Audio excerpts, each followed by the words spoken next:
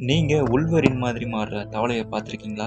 இல்ல தேவைக்கு ஏத்த மாதிரி தன்னோட உடம்ப மாத்திக்கிற ஒரு உயிரினத்த பார்த்திருக்கீங்களா? இல்ல தரையில நடக்கிற மீன தான் பார்த்திருக்கீங்களா? இந்த மாதிரியான 4 விதமான வித்தியாசமான கிரியேச்சர பார்க்க போறோம்.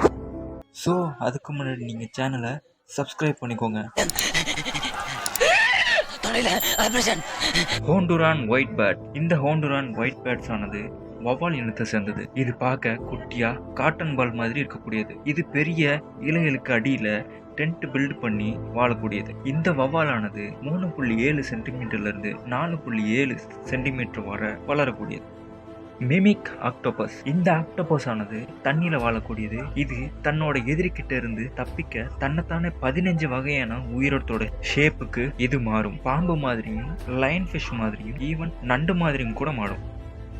Harry frog. இந்த ஹேரி ஃப்ராக் ஆனது 10ல இருந்து 13 சென்டிமீட்டர் வரை வளரக்கூடியது. இது தனக்கு ஏதாவது ஆபத்துனாலோ இல்லைன்னா தன்னோட எதிரிக்கிட்ட இருந்து காப்பாத்திக்கவோ இது அதோட கால்களுக்கு உள்ள இருக்கிற எலும்பை உடைச்சு கூர்மையான நகமா மாத்தி காலுக்கு உள்ள இருந்து வெளியே வர வச்சு எதிரிக்கிட்ட இருந்து தன்னை காப்பாத்திக்க. சொல்ல போனா இது உல்வரின் மாதிரி.